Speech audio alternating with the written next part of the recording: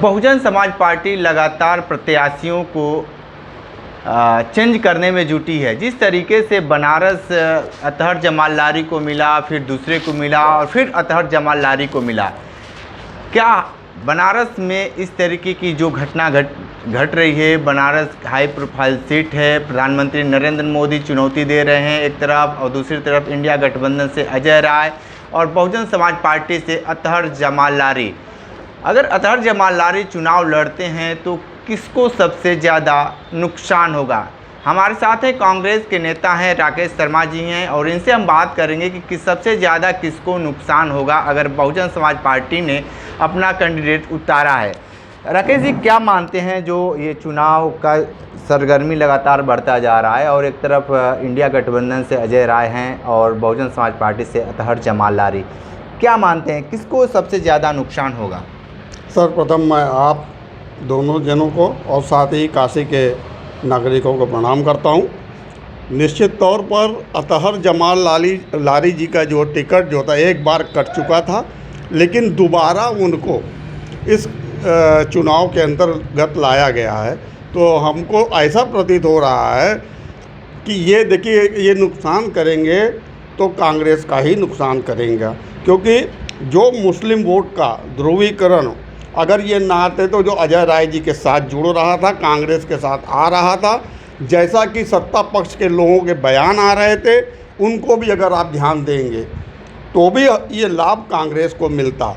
मगर अतहर जमाल लारी क्योंकि Muslim community से आते थे, बसपा ने इनको उतार करके एक तरीके से भाजपा को नहीं, कांग्रेस को ही नुकसान करने का काम किया है। और सही सीधे ये तो तय है कि अतहर जमाल लारी को मुस्लिम कितना वोट देगा ये तो समय बताएगा, क्योंकि मुस्लिम को भी अपनी सुरक्षा, अपने अस्तित्व की लड़ाई लड़नी है। और ये नहीं है कि अतहर जमाल बसपा जो है केंद्र के अंदर पहुंच जाएगी।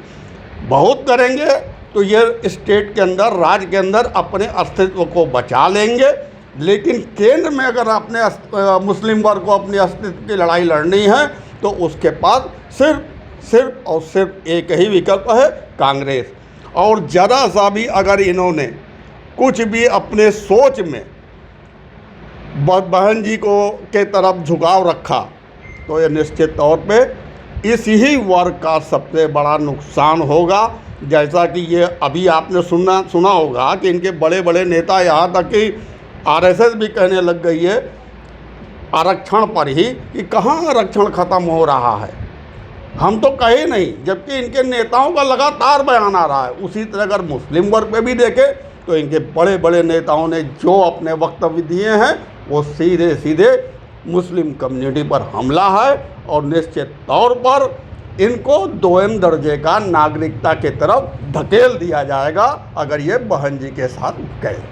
आप दोयम दर्जा की बात कर दिए, लेकिन जिस तरीके से ये भी कहा जा रहा है कि बहुजन समाज पार्टी जो है अपने वोट कैडर को लेकर जो उसका वोट बिखरा था उसको एकत्रित करने में जुटी हैं, क्या मानते हैं? एक तरफ यूपी में बहन मायावती अकेले चुनाव लड़ रही हैं, वही इंडिया गठबंधन लगातार जिस तरीके से चुनाव मैदान में अपने प्रत्याशियों को उतारा है, और बिहार की हम बात कर लें तो बिहार में नीतीश कुमार बीजेपी के साथ चुनाव लड़े, तो एक लोग सट के हैं और एक लोग हट कर हैं, क्या मानते हैं फिर इसको लेकर? दोनों का लक्ष्य एक है, एक सट करके विपक्ष को कमज़ोर कर रहा है और एक हट करके विपक्ष को कमज़ोर कर रहा है। आपने कहा कि ये जो है अपने वोट कैडर्स को और वोट का, आपको पता है कि दलित समाज में कितनी जातियां हैं? केवल एक महार चमार ही जातियां नहीं हैं जिनका सपोर्ट है उनको, यहाँ पर 80 जातियां हैं। अगर ध्यान दीजिएगा और आप उन समाज में जाके देखिए कि जब तक ये सत्ता में थी तो किस समाज को अपने संगठन में, अपने कैडर में किस स्थान पर इन्होंने उन लोग को रखा और क्या क्या लाभ किसने लिया, किस समाज ने लिया, इस पे अगर आप ध्यान देंगे तो इनके समाज को छोड़ करके दूसरा इन्होंने जो है एक सोशल इंजीनियरिंग के अंदर ब्राह्मणों को जोड़ा था, जिनको इन्होंने कैडर बनाया था। हो सकता है कि कुछ परसेंटेज अब ब्राह्मण वहाँ जाएं, मगर दलित समाज के अंदर जो अन्य समाज, उनके बीच में भी आप जाके देख लीजिए तो आपको पता चलेगा। जैसे पासी है, महार है और अन्य जातियां हैं, अरे क्या कहते हैं, कहार है और अन्य जातियां हैं जिनको लाभ नहीं मिला है। और अगर मिला भी है तो इनके जो कोऑर्डिनेटर होते थे, जो कोऑर्डिनेटर ये तय करता था कि नहीं ये दलित समाज का है मगर ये हमारा है, तब जा कर के उसको कहीं लाभ मिला है। चाहे आप देख लीजिए जो क्या कहते हैं बहुजन मायावती आवास योजना रही हो, चाहे जितनी भी चीज़ रही हो, चाहे कांसी राम आवास योजना रही हो, जितनी भी चीज़ें रही हैं, आप परसेंटेज जाके पता कर लीजिए कि किस जाति के लोगों ने इसका लाभ लिया है। चाहे वो उनके अधिकारी रहे हों, और एक थे वो थे क्या नाम है डीएम साहब फतेह बहादुर जी, उनके गांव में क्या, उनके गांव के अंदर उनके घर के दरवाजे तक सड़क बन गई है। मगर आप अन्य जाके देख लीजिए, जौनपुर में ही चले जाइए, जो दलित समाज और पासी समाज के घर हैं, उनके दरवाजे पे क्या है, उनको अपने दरवाजे से निकलने का अधिकार नहीं है। अपने दरवाजे, ये जो बात कर रहे हैं अधिकार की जो बात कर रहे हैं, क्या आज भी ऐसा है क्या कि दलितों को निकलने नहीं दिया जाता है? बहुत ज़्यादा है, अभी भी है। तो ये भाजपा सरकार फिर क्या करे? मान लीजिए केंद्र में तो बसपा की सरकार तो है नहीं, केंद्र में बीजेपी की सरकार, तो बीजेपी की सरकार में दलित कहाँ पे हैं? क्या मानते हैं आप दलित पे देख लीजिए, मुंह पर पेशाब कर दिया जाता है। आप दलित को देख लिए, जिंदा महिला जो हाथरस की जिंदा जला दिया जाता है। और वहाँ का एक प्राइमरी स्कूल का प्रिंसिपल कहता है कि ये दलित समाज के लोग हैं, पहले तो रंगरलिया याशी करेंगे अरहरी के खेत में, ऐसे बोला है इनके विधायक ने। और जब उनकी मानसिकता एकदम स्पष्ट हो रही है और ये मनुस्मृति को वापस लाना चाहते हैं, ये कहते हैं हिंदू राष्ट्रवाद। हिंदू राष्ट्रवाद क्या है आप स्पष्ट कर दें, संविधान हटाएंगे, हिंदू राष्ट्रवाद का संविधान लाना चाहते हैं तो संविधान के अंदर क्या होगा आपके स्पष्ट कर दीजिए ना कि हम ये करेंगे, हम दलितों को समानता का अधिकार देंगे, हम अंबेडकर के संविधान को नहीं मानते हैं, हिंदू राष्ट्रवाद के अंतर्गत संविधान बनाने जा रहे हैं जिसमें मैं इस वर्ग को ये सुविधा देने जा रहा हूँ, इसको स्पष्ट कर दें। और ना ही जनता को समझ में आ रहा है इस बात का। एक आखिरी सवाल है कि यहाँ पे प्रधानमंत्री नरेंद्र मोदी का सांसदीय क्षेत्र है, यहाँ के लोगों का क्या मिजाज चल रहा है, क्या मानते हैं? देखिए ऐसा है कि जिस ढंग से चाकू छुरी तेज कराने वालों को इन्होंने संरक्षण दे रखा है, जिस ढंग से आपने किसान जिस पे गाड़ियाँ चढ़ा दी गई, और क्या कहते हैं वो टेनी जी के लड़के ने, हाँ टेनी जी के लड़के ने, उसको अभी तक अरेस्ट नहीं, सस्पेंड तक नहीं हुए टेनी जी।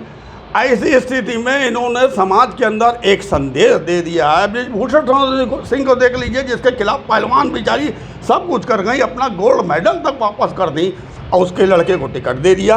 तो सीधे सीधे भाजपा ये समाज के अंदर मैसेज दे रही है कि मुझसे डरो, मैं जो चाहूँगा वो करूँगा। और ऐसी स्थिति में तमाम वोटर आज के समय में आपके पूछने से वो बताने वाले नहीं है कि मैं कहाँ वोट देने जा रहा हूँ। अगर ईवीएम का खेल और चुनाव आयोग आपने देख ही लिया, क्या कहते हैं चंडीगढ़ में, आपने देख लिया सूरत में, आपने अभी लेटेस्ट देखा इंदौर में, आपने इन सब चीज़ों को देख लिया। चुनाव तभी ना इन्होंने जब CJI का जो लाना था, है ना, चुनाव आयुक्त के नियुक्ति में, तो इन लोगों ने जो है अपना बहुमत साबित करके और अध्यादेश ले आकर के उसको उल्टा। क्यों उल्टा? क्या आपको इतना भी स्वीकार नहीं था कि अगर चुनाव आयुक्त निष्पक्ष हो जाए तो देश के अंदर हमारी निष्पक्षता का ढोल बज जाएगा? इतना तक आपको बर्दाश्त नहीं। क्यों? क्योंकि आप संदेश दे रहे हैं, लगातार संदेश दे रहे हैं आपके लोग, सरकार और सरकार के साथ सरकार में जो है इनके प्रशासनिक अमला है, वो तीनों ही मिल करके ये संदेश दे रही है कि मुझसे डरो और जो मैं कह रहा हूँ वो करो, अन्यथा तुम्हारे साथ भी ED CBI का खेल उसी ढंग से होगा जैसे अन्य हमने विपक्षियों के साथ किया है। तो ये संदेश लगातार दे रही है आम जनता को। ठीक है, तो आप कांग्रेस नेता राकेश जी को सुन रहे थे। बसपा को लेकर बहुत सारी बातें बताए हैं, विशेष इंटरव्यू कर रहे थे। तो हमारे साथ बने रहिए। न्यूज़ बकेट के साथ में दीजिए इजाजत, नमस्कार। पेश है न्यूज बकेट हिंदी मासिक पत्रिका। पढ़ें इस महीने की पूरी खबर विस्तार से हमारे न्यूज बकेट की मैगजीन में। हमारी ई मैगजीन को मुफ्त में पढ़ने के लिए अभी लॉगिन करें www.newsbucket.in पर। इसके अलावा रोज की ताज़ा खबरों के लिए हमारे YouTube चैनल को तुरंत सब्सक्राइब करें।